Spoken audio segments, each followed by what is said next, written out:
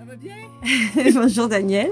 Oui, ça va bien. J'ai le plaisir de t'avoir en entrevue aujourd'hui. Et donc, moi, tout le monde que je connais, je sais qu'ils veulent connaître un petit peu plus. En fait, qui est Corinne Guilbert? Eh bien, Corinne Guilbert, c'est quelqu'un qui aime les plantes, qui est passionné depuis très longtemps par le monde végétal et aussi par le monde énergétique qu'il véhicule. Et c'est aussi une nouvelle entrepreneuse puisque j'ai créé mon entreprise il n'y a pas longtemps. Elle s'appelle maintenant Mima Fleur et qui est une entreprise qui va générer aussi toute cette connaissance au fil du temps et avec les plantes, les huiles essentielles, les plantes médicinales, sous toutes leurs formes énergétiques et dans la matière. Voilà. Donc, je sais qu'avant, tu étais herboriste. Oui. Et aussi... Je suis toujours d'ailleurs. Tu l'es toujours. Tu étais aussi une artiste de scène. Oui. Donc, oui. Je sais que tu viens, tu as fait toutes sortes de cheminements. Parle-nous-en donc un petit peu de ton cheminement. Alors, artiste de scène, oui, mais avant, j'étais quand même aussi dans les plantes. Et ça a été juste un petit moment de ma vie, un petit break sur 10 ans, mais qui m'a permis effectivement d'explorer toute la matière émotionnelle qu'on peut avoir au fil d'une vie, au fil du temps. Ce qui m'a permis aussi de pouvoir explorer un peu toutes ces matières. Et c'est avec ça justement que je vais travailler avec les fleurs de Bach sur la sphère émotionnelle des gens, justement, en accompagnement. Et voilà. Donc, mais en fait, ça fait très longtemps que tu travailles avec les gens, tu fais de la consultation. Oui. Avant de partir ce jardin Mimafleur et Mimafleur, ben, t'avais ta petite boutique. Oui, j'ai eu ma petite boutique pendant 12 ans. Ouais. Une boutique bio, une boutique où il y avait du conseil, effectivement, de l'accompagnement, beaucoup de partage, des rencontres autour de tout ce qui est la médecine, on va dire, douce. Médecine simple, avec les simples. Voilà. Donc maintenant, j'ai décidé de passer à autre chose. Continuer aussi l'accompagnement, mais sous différentes formes, avec tous les acquis. Et puis aussi de transmettre. Voilà. C'est aussi une grande partie de ce que j'ai envie de faire actuellement, c'est de transmettre. Et donc, Mima Fleur, c'est aussi donc une salle de cours, de stage, des sorties, tout en fait est fait pour que les gens puissent devenir autonomes dans la pratique de leurs soins quotidiens. Voilà. Wow! Donc, pourquoi tu as développé cette passion pour les plantes médicinales? Ça remonte à loin, en fait. Ça remonte à ma petite enfance. Je suis née comme ça, je crois. C'était déjà toute petite. Je préparais des potions. Je faisais macérer des plantes dans de l'eau. À 7 ans, je mettais ça dans des bouteilles, je vendais ça aux voisins environnants comme des potions magiques. Voilà. Et puis au fil du temps, je suis restée effectivement dans la production de la fleur, sous toutes ses formes. Et à un moment, j'ai arrêté ça et j'ai exploré plutôt effectivement l'humain. Voilà. Donc, ce sont mes deux potentiels que j'ai pu explorer et qui maintenant m'aident à accompagner les gens sur ce qu'ils ont besoin sur le moment présent. Je pense que tu faisais aussi des petites sorties avec ton père. Ton père était très botanique. On va dire, on disait que c'était un ours parce qu'en fait, il était tout le temps, c'était un agriculteur et qui vivait plus avec ses animaux et son environnement qu'avec les gens en général. Donc voilà, donc moi je l'accompagnais régulièrement, cueillir les plantes, les champignons.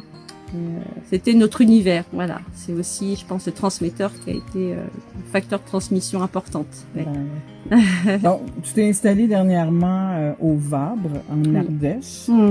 Qu'est-ce que cet endroit a de particulier?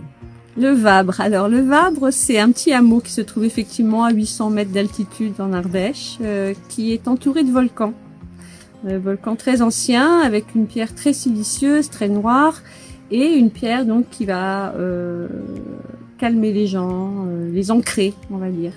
Voilà, avec effectivement aussi des biotopes très diverses, puisque si vous montez la vallée, vous la descendez, vous retombez sur des plantes complètement différentes, des plantes pour vous soigner ou pour manger, avec des fruits aussi, c'est intéressant. Voilà, donc il y a notre petit gorille qui est juste derrière là, qui est un peu notre mascotte. Voilà, l'énergie ici est assez particulière. On a l'impression d'être un peu en rupture du temps et dans le silence. Donc, ça nous permet ici effectivement, quand il y a des coups, de transmettre dans un endroit très agréable.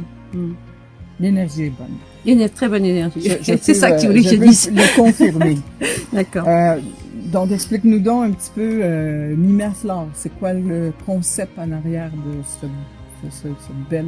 Dans le concret, Mimaflore, c'est une base de transmission où on peut transmettre aux gens des modes de fonctionnement accompagnés du végétal et de son énergie pour pouvoir avoir une autonomie de soins personnels au quotidien en utilisant les plantes, les huiles essentielles, les fleurs de bac, les pierres, pourquoi pas, puisque dans les cours, vous avez une partie énergie aussi. Voilà. Et puis, en deuxième partie, vous avez Mimaflore aussi, qui est le conseil et l'accompagnement pour les gens qui sont à un moment de leur vie dans un questionnement, ou qui sont perdus, ou qui ont besoin d'avancer, ou qui sont dans autre chose, et qui ont besoin de quelqu'un pour les accompagner, pour être observateurs à leur place à un moment, et voilà. Les rendre autonomes. Les rendre autonomes, voilà. Quels sont les médiums que tu aimes travailler? Je crois que tu utilises les fleurs de bac et les élixirs floraux, mais tu peux en parler un petit peu plus. Oui, en fait, moi, ce que j'utilise, c'est vraiment la fleur énergie, c'est-à-dire l'énergie de toute la fleur, donc tout le monde végétal, que ce soit les arbres, les fleurs, les graminées, et toute cette énergie-là, je l'utilise sous avec différents modes, c'est-à-dire soit avec des plantes médicinales, soit plantes sèches, fraîches, soit avec des huiles essentielles, soit avec des élixirs floraux, des élixirs spagyriques. C'est vraiment en fonction de ce que la personne a besoin sur le moment, au moment présent où on va se rencontrer. Et voilà. Ce qui est intéressant, c'est que tu mélanges un peu tout ça, et selon la personne. Oui. Parce que en fait, on travaille sur différentes énergies, différents plans. Donc, vous allez travailler sur le plan physique avec, par exemple, des plantes sèches ou des plantes sèches. Sur le plan un peu plus subtil, on va travailler plutôt avec des plantes, effectivement, des huiles essentielles, certaines huiles essentielles. Voilà, donc c'est un tout. Quand on accompagne quelqu'un, on l'accompagne pas qu'avec sur son physique ou sur son émotionnel. C'est un tout. Voilà. Les fleurs de bac vont intervenir sur l'émotionnel, par exemple.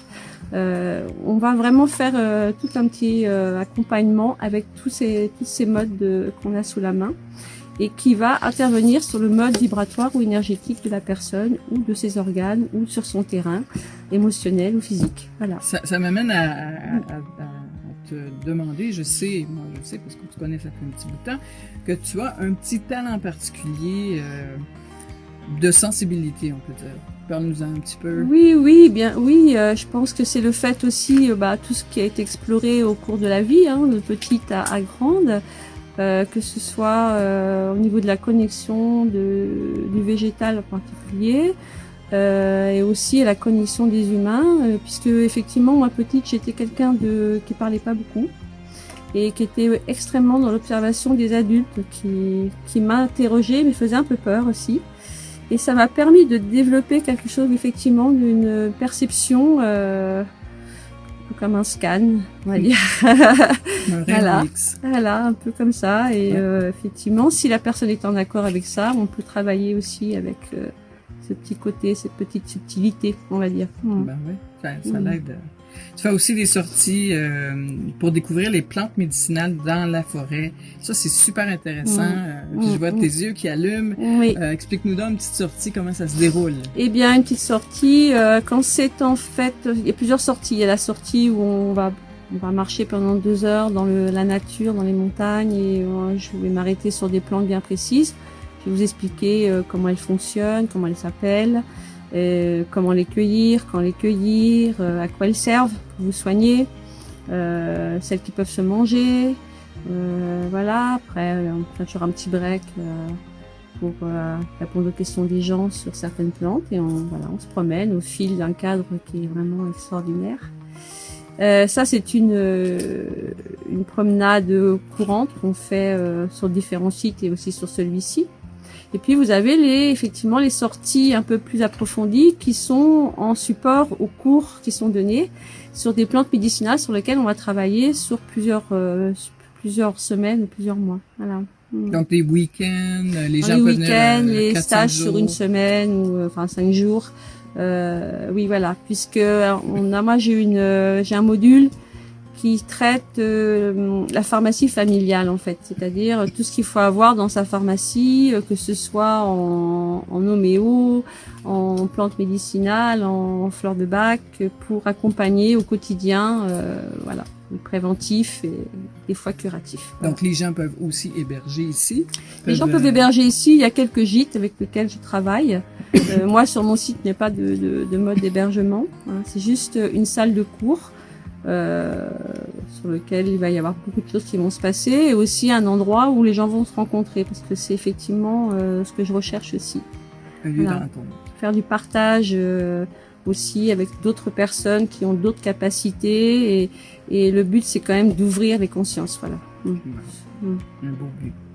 Donc, on parlait tout à l'heure de faire des consultations. Tu en fais aussi tu fais des consultations en ligne. Oui. Et par ton talent particulier, je sais que tu es capable de te connecter aux gens, même en ligne. Il n'y a pas que mon talent aussi qui rentre en oui. Il y a c'est surtout aussi l'entente qu'il va y avoir avec la personne sur le moment. Effectivement, les consultations en ligne, c'était très nouveau pour moi et j'avais aussi beaucoup de points d'interrogation puisque jusqu'alors, je l'avais fait que de vive voix. Et à partir du moment où la personne va donner son accord, en fait, c'est très drôle parce qu'il n'y a pas d'écran. En fait, c'est comme si on était en face de la personne. Et oui, donc c'est bien pratique puisque ça peut permettre aux gens qui peuvent pas se déplacer, en l'occurrence, de pouvoir bénéficier de consultations et d'accompagnement. Et puis aussi de pouvoir donner une consultation, par exemple, au Québec. Oui, au Canada. Donc, je trouve ça excellent. Ouais, je trouve ça ça va bien avec ce qu'on vit actuellement aussi. Oui, donc, il faut s'adapter à toutes les méthodes qu'on peut avoir pour transmettre.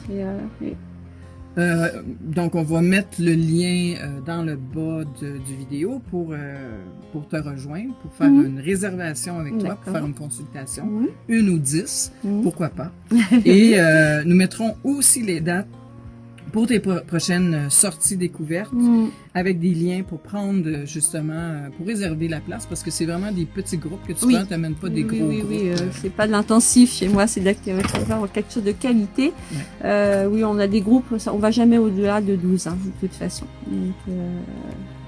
Donc, il faut vraiment réserver nos places et on va mettre aussi quelques photos dans la vidéo.